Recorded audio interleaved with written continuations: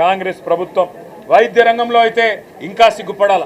కనీసం ఇవాళ పేదవాళ్ళు ఇవాళ దవాఖానకు పోతే గోళీలు ఇచ్చే పరిస్థితి లేదు, మొత్తం విధ్వంసం చేసి పెట్టినారు. ఇంకా రెండు మాటలు ఖచ్చితంగా చెప్పాలి. తెలంగాణ ఆర్థిక వ్యవస్థను ఇవాళ చిన్నాభిన్నం చేసింది, పేక మేడలాగా కుప్పగూలుస్తున్నది కాంగ్రెస్ పార్టీ, కాంగ్రెస్ ప్రభుత్వం. అందుకే మేము చెప్పినాం కరోనా వైరస్ కంటే ప్రమాదం కాంగ్రెస్ వైరస్ అని చెప్పినాం. మళ్ళీ ఈరోజు బడ్జెట్ ద్వారా అది స్పష్టంగా కనబడతా ఉన్నది. ఇంకా పెద్ద పెద్ద డైలాగులు, $1 ట్రిలియన్ చేస్తారట వీళ్ళు. $1 ట్రిలియన్ అంటే ఎన్ని సున్నాలు ఉన్నాయో కూడా వీళ్ళకి తెలియదు. కానీ $1 ట్రిలియన్ ఎవరో చెప్పినరు, వీళ్ళు చదివినరు తప్ప వీళ్ళకు ఉన్నదాన్నే కాపాడే పరిస్థితి లేదు. మీరు $1 ట్రిలియన్ ఆర్థిక వ్యవస్థ చేసుడు కాదు, $1 ట్రిలియన్ అప్పు చేసే దౌర్భాగ్యమైన పరిస్థితి కనబడతా ఉన్నది. కేసీఆర్ ప్రభుత్వం 10 ఏళ్లలో 4,17,000 కోట్ల రూపాయల అప్పు చేస్తే ఆ రోజు కారు కూతలు కూసింది కాంగ్రెస్ పార్టీ. ఈరోజు ఒక్క సంవత్సరంలో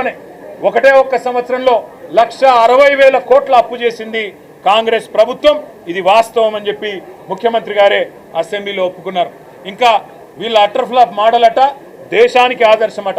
నిజంగా చెప్పాలంటే ఇది దేశానికే సిగ్గుచేటైన పాలన, 20% కమిషన్ పాలన అనేది స్పష్టంగా అర్థమవుతా ఉంది. ఈ బడ్జెట్ ఒక మాటలో తేల్చి చెప్పాలంటే ఇది పేద ప్రజల కష్టాలు తీర్చే బడ్జెట్ కాదు. 6 గ్యారంటీలను గోవిందా గోవిందా అనిపించి ఢిల్లీకి మాత్రం మూటలు పంపడానికి పెట్టిన బడ్జెట్ అనేది మాత్రం క్లియర్గా కనబడతా ఉంది. మేము అనుకున్నాం రైతులు మా ప్రాధాన్యత అని బిల్డప్ ఇస్తే నిజంగా మేము అనుకున్నాం. కానీ మీ మొదటి ప్రాధాన్యత వ్యవసాయం కాదు, మీ మొదటి ప్రాధాన్యత ఢిల్లీకి మూటలు పంపడం.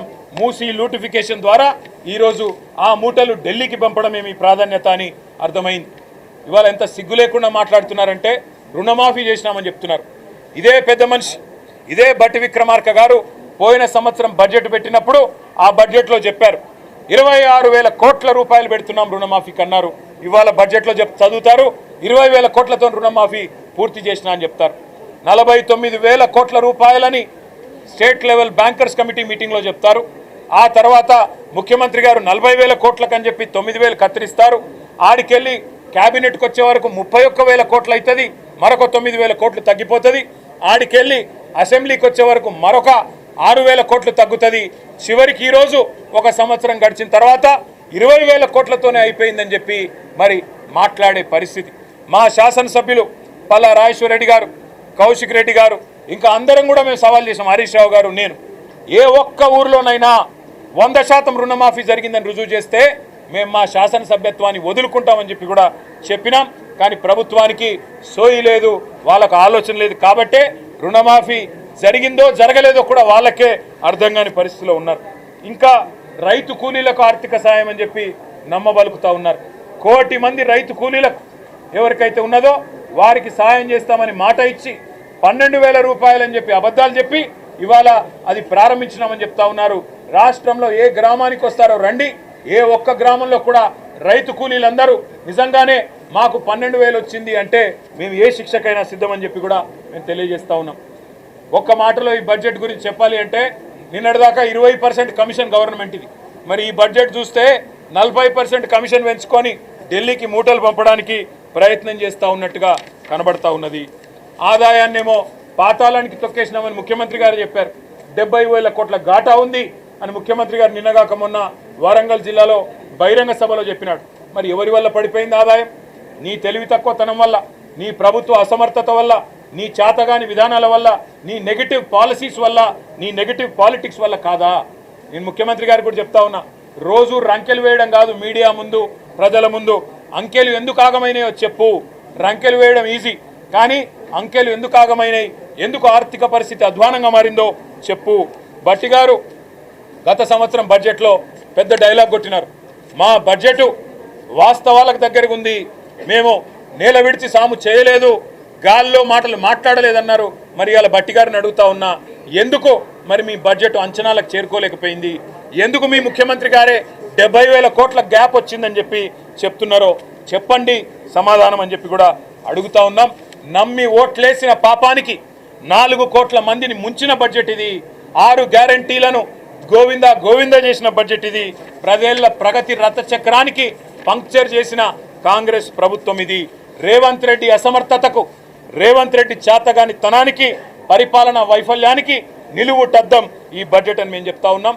తెలంగాణ పునాది 10 ఏళ్లు గట్టిగా పడ్డ తర్వాత కూడా వీళ్ళ అసమర్థత వల్ల వీళ్ళ చేతగానితనం వల్ల ఇవాళ ఆకాశం నుంచి పాతాళం వైపు తెలంగాణ ఆర్థిక వ్యవస్థ పోతున్నది అంటే ఖచ్చితంగా దానికి బాధ్యత కాంగ్రెస్ పార్టీ తీసుకోవాలని చెప్పి కూడా మేము చెబుతూ సంవత్సరానికి 40,000 కోట్ల అప్పు చేస్తేనేమో ఆ రోజు రంకెలేసినారు, ఆ రోజు నోటికొచ్చిన మాటలు మాట్లాడినారు. ఈరోజు ఒక్క సంవత్సరంలో ఆనాడు కేసీఆర్ గారు సంవత్సరానికి 40,000 కోట్ల అప్పు చేస్తే ఒక్క సంవత్సరంలో దానికి 4 రెట్లు 1,60,000 కోట్ల అప్పు చేసి ఒక్క కొత్త ప్రాజెక్టు కూడా ఒక్క గ్యారంటీ కూడా అమలు చేయకుండా ఒక్క కొత్త ప్రాజెక్టు కూడా కనీసం ఇటుక కూడా పేర్చకుండా ఈరోజు ఇంత పెద్ద ఎత్తున అప్పు చేసి మళ్ళీ లక్షల కోట్ల అప్పుకు టార్గెట్ పెట్టినట్టుగా కనబడతా ఉన్నది. మరి ఈ రాష్ట్ర ప్రభుత్వం పెద్దలో సామెత చెప్తారు, తొండ ముదిరితే ఊసరవెల్లి అవుతుందని. తొండ ముదిరితే ఊసరవెల్లి అవుతుందట, కానీ ఊసరవెల్లి ముదిరితే రేవంత్ రెడ్డి అవుతాడని ఇవాళ అర్థమైంది మాకు ఈ బడ్జెట్ చూసిన తర్వాత. అందుకే గ్యారంటీగా చెప్తున్నాం, కాంగ్రెస్ ఉన్నది అంటేనే కరెంటు ఉండదు, కాంగ్రెస్ అంటేనే కరోనా వైరస్ కంటే ప్రమాదం.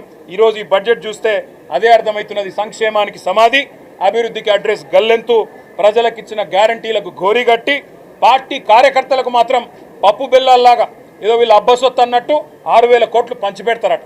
6,000 కోట్లు ఎవడి అబ్బసొత్తు? తెలంగాణ ప్రజల సొత్తు. కార్యకర్తలకు ఇస్తాం, కాకరకాయలకు ఇస్తాం అంటే చూస్తా ఊరుకోవడానికి ఈ రాష్ట్ర ప్రజలు సిద్ధంగా లేరు. ముందు ఇచ్చిన మాట నిలబెట్టుకోండి.